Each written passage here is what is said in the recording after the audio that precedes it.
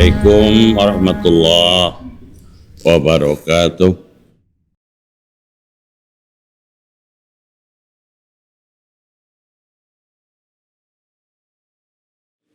Innal hamdalillah nahmaduhu wa nasta'inuhu wa nastaghfiruh wa na'udzu billahi min sururi anfusina wa min sayyiati a'malina. May yahdihillah fala mudilla lah wa may yudlil fala hadiya lah. Asyhadu an la ilaha illallah wahdahu la syarika lah wa asyhadu anna Muhammadan abduhu wa rasuluhu la nabiyya ba'dah. Ya ayyuhalladzina amanu ittaqullaha haqqa tuqatih wa la tamutunna illa wa antum muslimun. Ya ayyuhan nasu ittaqu rabbakum alladzi khalaqakum min nafsin wahidah wa khalaqa minha zawjaha wa bassa minhuma rijalan katsiran wa nisaa'a wattaqullaha alladzi tasaaluna bihi wal arham innallaha kana 'alaikum raqiba.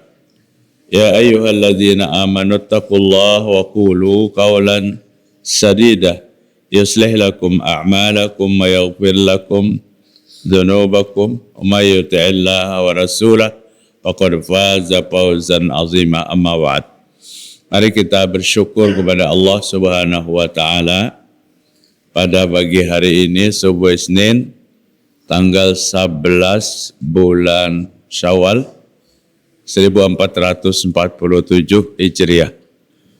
Kira-kira alhamdulillah untuk puasa 6 hari sudah selesai bala. Bagi yang belum selesai, apalagi bagi yang belum memulai, masih ada kesempatan panjang waktu untuk melaksanakan ibadah Syawal, puasa 6 hari, fa'atba'ahu bisittin min Syawal, kana qasiyamid dahri. Bulan Ramadan sebulan penuh diikuti 6 hari bulan Syawal, maka sama dengan puasa 1 tahun. Masih ada kesempatan lebih daripada 2 minggu bulan Syawal ini. Masih pada kesempatan. Bapak-bapak, ibu-ibu rahimakumullah, meneruskan kajian pagi tadi, malam tadi bala. Malam tadi di Masjid Ar-Ridha, Antasan Kecil Barat, yang kebetulan kajian perdana juga memulai tentang sebuah hadis yang belum selesai dibicarakan. Hadis ini dari Abu Bakrah Nufai' bin Haris. Abu Bakrah Nufai' bin Haris berkata, kenapa sahabat Nabi ini jadi dengarani Abu Bakrah?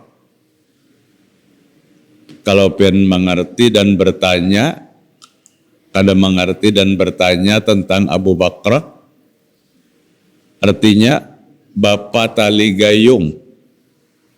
Paham lah tali gayung tuh Pak? Gayung tuh betali, diulur ke dalam sumur. Jadi tali gayungnya tuh Bakrah ngarannya. Ada peristiwa lucu, artinya ada peristiwa dalam kehidupan sahabat Nabi ini. Bapaknya tali gayung. Ngaleme ngatakan namun kita ada bersumur lagi di Banjar. Apabila ke benua, oh ini masih gayung to ditalii kemudian diulur, angkat banyunya tarik. Nah, bisa betali bahari, bisa baka kait nang kayunya tuh becikan, ember diangkat. Ada satu peristiwa dalam kehidupan beliau, Nufai' bin Haris. Abu Bakrah ini penduduk asli orang Taif dari Bani Saqib. Di tengah orang Taif yang sangat memusuhi kepada Islam, Abu Bakrah ini masuk Islam dengan dramatis yang luar biasa, sembunyi-sembunyi. Pada tahun ke-8 Hijriah, Sekalipun orang Taif itu berbondong-bondong masuk Islam pada tahun ke-9. Ke-9 Hijriah. Tahun ke-8 Hijriah mereka itu belum dapat hidayah orang Taif.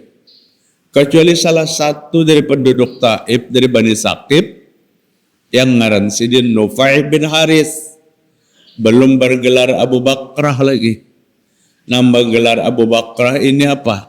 Nabi dan para sahabat. Sehingga dalam periwayatan hadis an Abi Bakrah, bukan Abu Bakar. Bukan Abu Bakar, Bakrah dari bapaknya tali gayung. Di waktu beliau masuk Islam, tantangannya luar biasa oleh orang-orang Taif, sehingga beliau harus memanjat tembok. Setelah memanjat tembok yang tinggi, menggunakan tali. Nah itu sahabat semua ada sejarah. Sampai ke atas nyeblak, kemudian turun dari seutas tali. Tali yang dipakai itu tali gesan penjebukan banyu. Beliau masuk Islam. Luar biasa. Dan di antara sahabat yang cukup banyak meriwayatkan hadis Abu Bakrah. Nabi Muhammad SAW pernah dengan Abu Bakrah terlambat sholat. Terlambat datang ke masjid. Begitu sampai di pintu masjid, Nabi sudah ruku. Kemudian Abu Bakrah baru di pintu. Maka Abu Bakrah ruku di pintu itu. Pintu masjid. Sujud sampai berdiri, baru berjalan lagi menuju ke saf bagian depan. Selesai sholat, maju kepada Nabi, ya Rasul, ulun tadi sholatnya di muka pintu, di depan masih kosong. Kenapa jadi di muka pintu? Ulun takutan kalau penambah ruku, pengen bangkit. Ruku itu kan ukuran sholat yang terakhir dalam gerak bersama imam. Apabila kita masuk, imam ruku, kita ruku, maka dihitung satu rakaat. Sahabat Nabi yang namanya Abu Bakrah ini takutan kalau pindah jalan ke depan, Nabi sudah bangkit. Kada dapat lagi satu rakaat.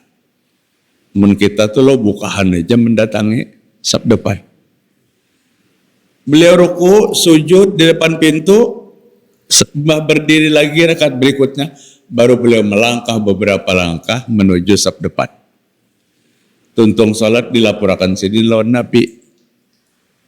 Ya Rasulullah, sahajalah salat ulun.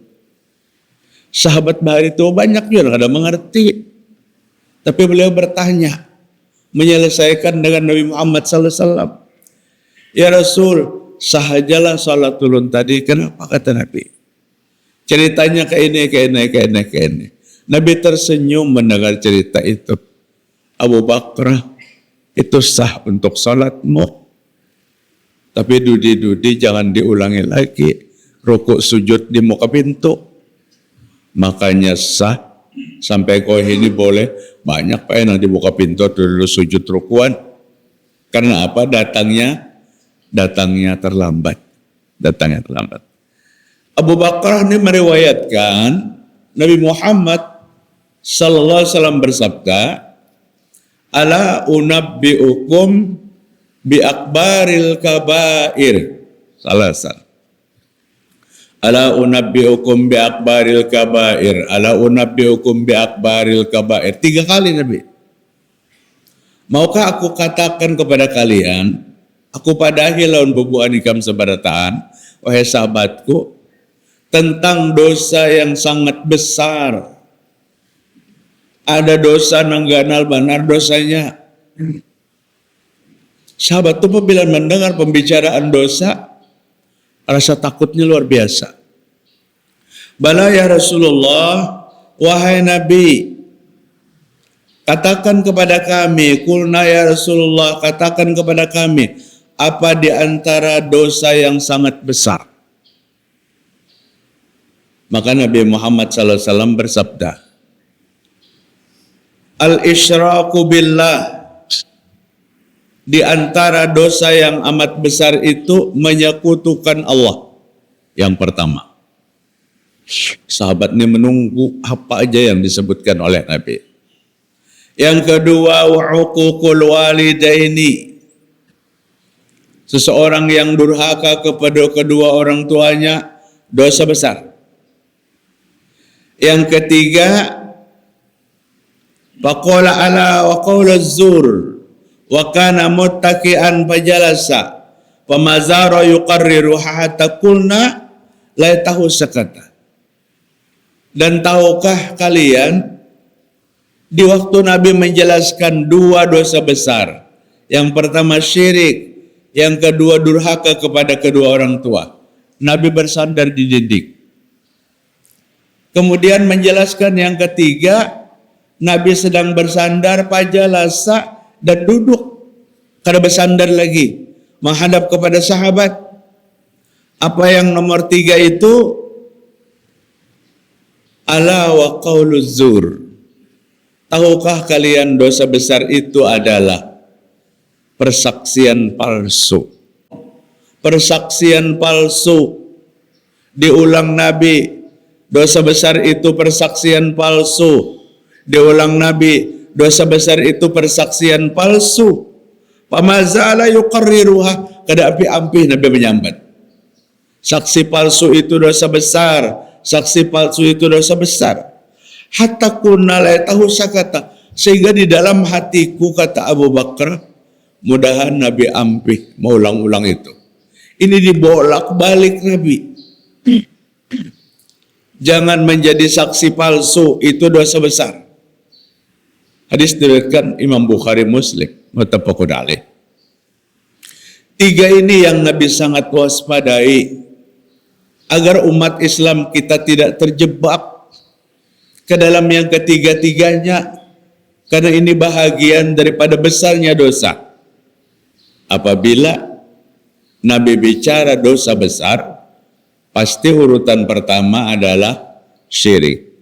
Menyekutukan Allah itu dosa besar yang paling utama. Dosa besar yang paling besar. Ada sedikit ayat Al-Quran berbicara tentang syirik. Ada sedikit hadis Nabi berbicara tentang syirik. Dan hari ini cerita-cerita fiktif yang menggiring kita kepada apa? Kepada paham-paham syirik. Allah berfirman dalam Al-Quran, ayat yang ulun baca juga malam tadi, Allah waliyul ladzina amanu yukhrijuhum minaz zulumati ilan nur walladzina kafaru awliya'uhumut taghut yukhrijunahum minan nuri ilaz zulumat. Allah Subhanahu wa taala adalah pelindung bagi orang yang beriman. Orang yang beriman itu kada mau berlindung kecuali kepada Allah. Kalau berlindung kepada selain Allah, maka imannya gugur. Imannya gugur. Ada kata-kata orang yang kaya kada ada beban berucap tuh. Hendak selamat dunia akhirat kita berlindung lawan Nabi Muhammad, selesai. Tidak. Allah tidak perintahkan itu. Kadang orang mendengar, ya Allah, ya Rasulullah. Nabi tidak mengajarkan zikir seperti itu. Apalagi kada ada ya Allahnya, ya Rasulullah, ya Rasulullah. Itu tidak ada zikir seperti itu. Ini akan membawa kepada perlindungan selain daripada Allah Ta'ala. Jadi berlindung itu kepada Allah, orang beriman. Qul huwallahu ahad, Allahus samad. Katakan Allah itu esa dan Allah tempat berlindung. Maka orang yang beriman berlindungnya kepada Allah. Yukhrijunahum minan nur ila zulumat. Allah mengeluarkan mereka dari kekafiran kepada keislaman. Yukhrijunahum minaz zulumati ilan nur, yang mengubah keimanannya dari kafir kepada Islam, daripada kegelapan kepada cahaya terang benderang. Walladzina kafaru, ini dengan tema yang pertama tadi.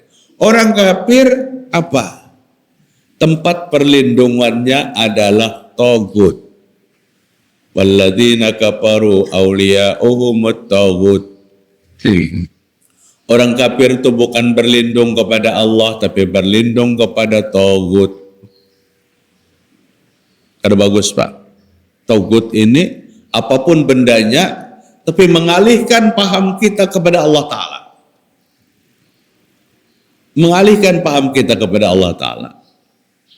Ujar Imam Ibn Qayyim, nangaran tagut itu huwa kullu ma tujawizu bihil abdu haddahu min ma'budin aw matbu'in aw muta'in.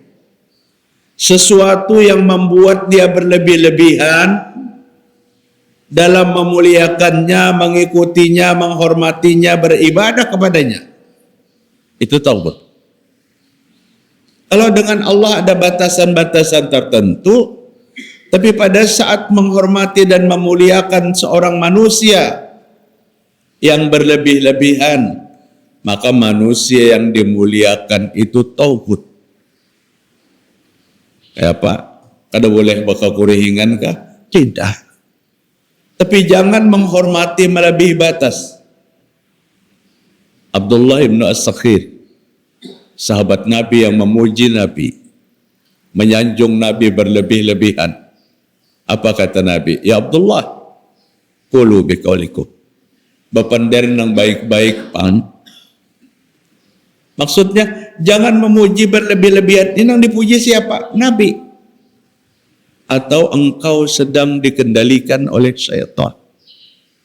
Orang yang menyanjung manusia melebihi batas kemanusiaan, nang menyanjungnya ini sedang dikendalikan syaitan. Kata Nabi Muhammad sallallahu alaihi wasallam. Sehingga terjadi apa, Pak? Terjadi kelonggaran keyakinan terhadap Allah. Apabila berdoa kada Allah lagi yang dipanggil. Apabila minta kada kepada Allah lagi. Minta kepada tauhid tadi. Kemudian tauhid ini satu benda yang menghalangi kita dengan Allah Ta'ala. Menghalangi kita dengan Allah. Orang kafir berlindung kepada tauhid. Tauhid itu yang mengeluarkan dia daripada keimanan kepada kekafiran. Kepada kekafiran. Bapak-bapak hadirin rahimakumullah. Hari ini kita digiring, Pak, kepada satu paham yang ditolak oleh akal sehat dan ditolak oleh akidah yang benar. Cerita-cerita yang kebohongannya itu kada ketangguhan lagi dikisahkan. Nang mengisahkan rasa bangga, nang mendengar ceritanya senang. Padahal kedua-duanya berada pada perangkap kesesatan tauhid. Kesesatan yang disesatkan oleh syaitan. Contohnya apa? Hari ini ada satu cerita yang viral. Seseorang menceritakan tentang karamat Syekh Abdul Qadir Jailani. Kita tahu beliau adalah wali Allah. Tapi tidak sedikit setelah beliau wafat, ada cerita-cerita yang di luar nalar yang dialamatkan kepada Syekh Abdul Qadir Jailani. Cerita yang dibuat setelah beliau wafat ini yang menyesatkan manusia. Kayak itu, Pak. Ulama yang sangat dihormati, waktu Sidin hidup, kadang-kadang keluar kisah macam-macam. Setelah Sidin wafat, keluar kisah macam-macam. Nangka Syekh Abdul Qadir Jailani, ada seorang laki-laki, Syekh, ulun ni hendak ziarah ke kubur Abah ulun. Ujar Syekh Abdul Qadir, kuburan Abah Hikam di mana? Di sana, Syekh, di makbarah sana. Tapi ulun ni kadang lagi mencari kuburan abah itu di mana. Memang kalau sudah kita sampai ke makbarah, berdoa, mengucapkan salam, tidak harus mesti di atas kuburan orang tua kita. Kita berdoa memintakan ahli kubur keselamatan yang di dalam areal makbarah itu ada kuitan kita. Jadi jangan pelit doanya. Karena orang lain ziarah nangka itu juga. Ujar Syekh Abdul Qadir, ngaliham nikam gak ada tahu kuburan abah hikam di mana. Ulun minta tolong pian, cari akan tulakan ke areal pekuburan nang saling banyakan tah. Sampai ke areal pekuburan, Syekh Abdul Qadir berkata, ya ahlal qabri kum biidnillah, wahai ahli kubur, bangunlah dengan izin Allah Ta'ala. Bangun nang dikuburnya. Seorang laki-laki, kumis mentereng, tegap. Ujar Syekh Abdul Qadir, ya kah abah hikam? Lain. Masuk akan pulang. Kubur berikutnya dibangun akan sidin pulang. Lain pulang. Beribu-ribu makbarah yang ada di areal itu dibangunakan sidin. Kada dapat abahnya. Ini penggiringan cerita fiktif yang kisahnya ini 1000% kada benar. Kada 100% lagi, 1000%. Setelah ketemu ayahnya, maka laki-laki itu berkata, Syekh, ini nak kuburan Abah Ulun, bangun. Baru berdoa. Cerita ini kada ada, Pak. Dibuat oleh orang yang hidup sesudah beliau. Yang kadang-kadang orang menuduh bahwa Syekh Abdul Qadir melakukan seperti ini melebihi daripada Nabi Muhammad. Tidak, tapi kisah sesudah itu. Jadi hati-hati seseorang yang sesudah ulama mati kemudian bercerita yang berlebih-lebihan, ini dosa. Ini dosa. Kayak berkumpul, kayak akrab. Kemudian padahal kada pernah terkumpul seumur hidup. Lawan tuan gurunya. Nah bapak-bapak, itu yang asik hari ini. Didengar cerita itu. Dan ini bisa membawa kita kepada syirik tadi. Yang kedua, dosa besar itu uququl walidaini, durhaka kepada orang tua. Durhaka kepada kedua orang tua. Kita ini orang tua hari ini. Kita sekian puluh tahun yang lewat anak dari orang tua kita. Ada generasi yang terus mengalir. Maka Nabi Muhammad SAW mengukur ketaatan seseorang itu dengan apa? Birrukum abaukum tabarrukum abnaukum. Berbuat baiklah kepada kedua orang tuamu. Nanti anakmu akan berbuat baik kepada. Contoh kebaikan kepada orang tua, sanak pemilik, keluarga, memerintah. Anak kita mengikuti kebaikan itu.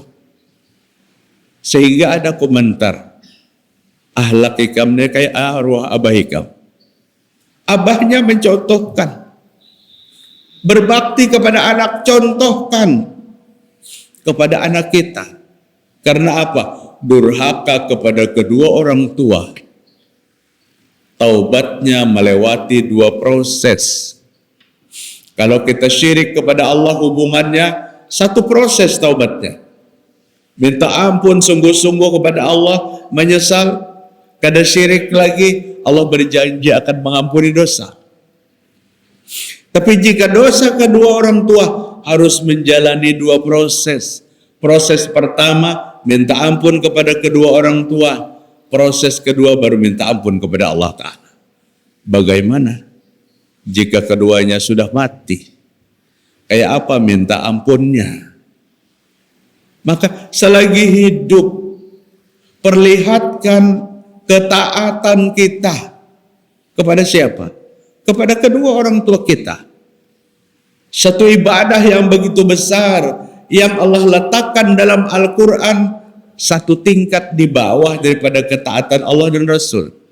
Atiullah wa atiur Rasul, taat kepada Allah, taat kepada Rasul, kemudian berbakti kepada kedua orang tua.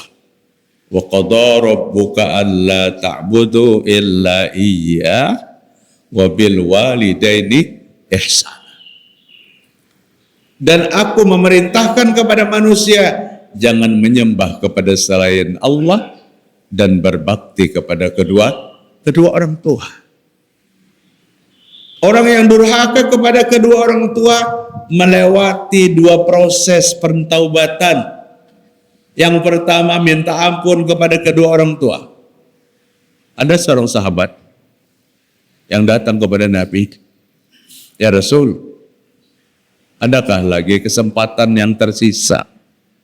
Ulun ni hendak benar taat lawan orang tua.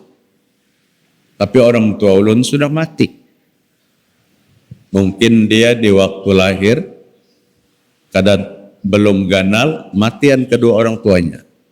Kada sempat berbakti atau hidup menyertai kedua orang tuanya tapi minimnya agama kada taat.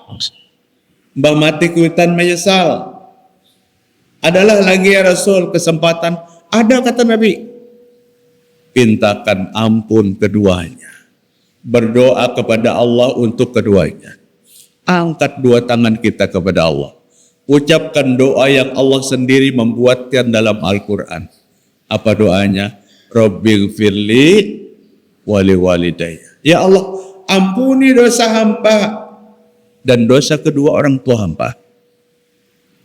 Maka ini termasuk salah satu ketaatan.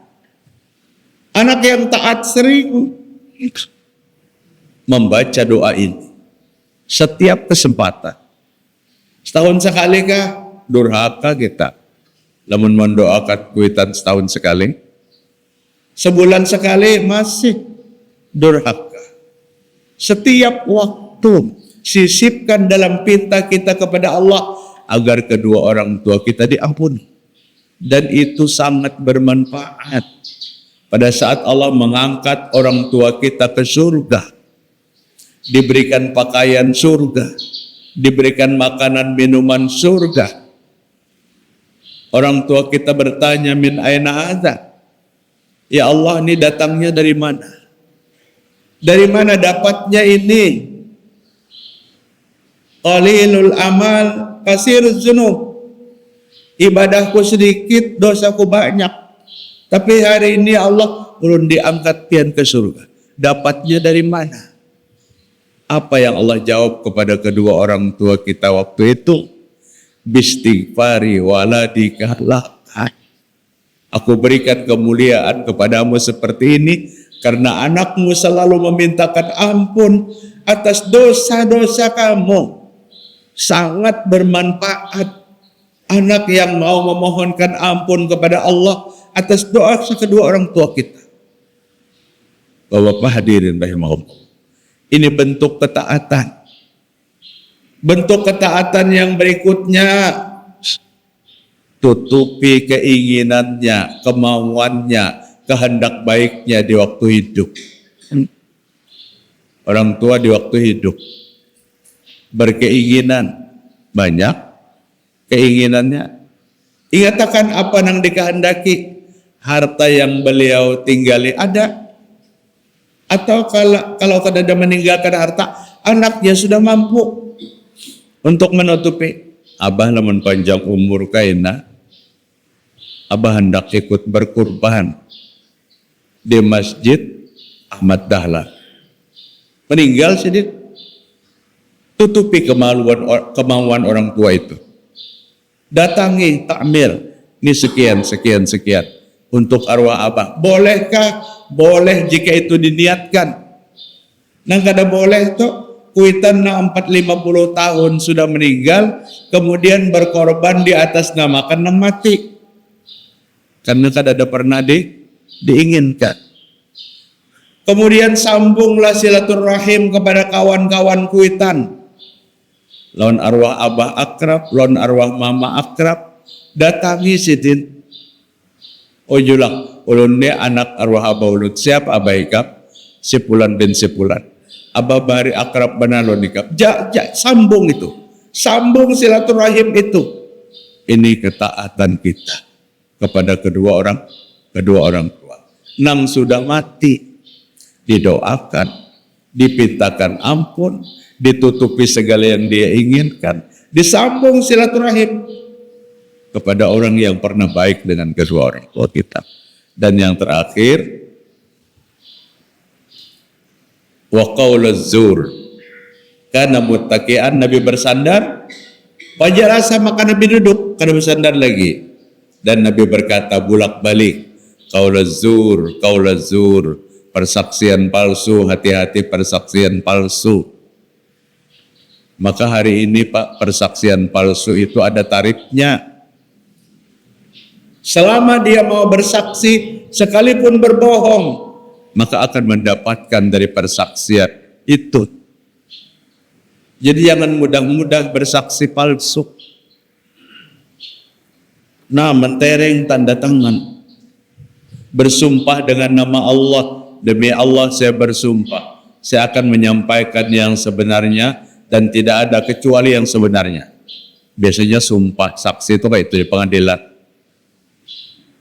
Dicatat, ternyata yang disampaikan di pengadilan tidak benar. Orang pada tahu masalahnya jadi saksi, tapi karena iming-iming duit, akhirnya apa? Hakim menjatuhkan satu keputusan yang salah karena saksi yang tadi jujur. Yang benar disalahkan, yang salah dibenarkan. Ini jahatnya saksi palsu. Jahatnya. Ada yang suka bersaksi, tapi kada jadi masalah, kada jadi dapat apa-apa. Persaksian tentang orang yang sudah mati. Asyhadu, ujar imam, bi anna hadzal mayyit min akhlil khair. Apa jangan di belakang? Khair jaja. Padahalnya tahu kalau nang mati itu siapa orangnya. Hai, satu persaksian imam bujuran nang mati itu orang baik imam. Ini takut di malaikat di mana kamu tahuinya tuh baik. Ada sahabat yang bersaksi yang sama, itu dibenarkan oleh Nabi karena dia hidup bertetangga.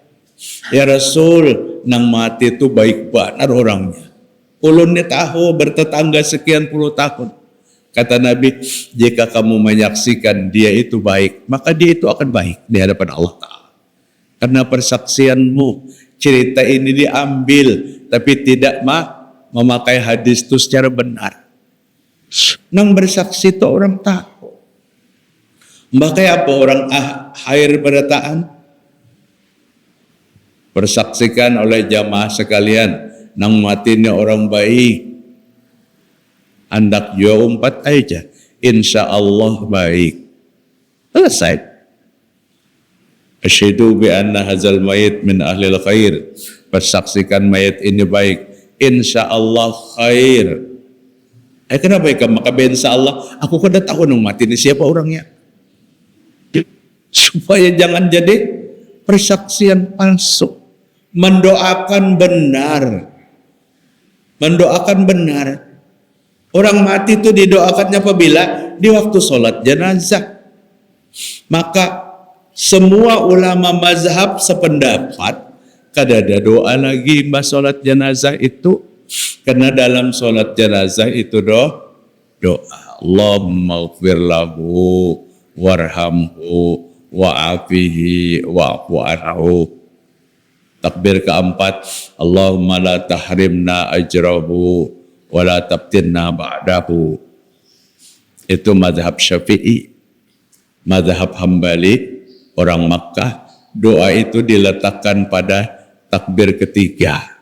Maka di Makkah itu takbir keempat, Allahu Akbar. Imam langsung, Assalamualaikum warahmatullahi.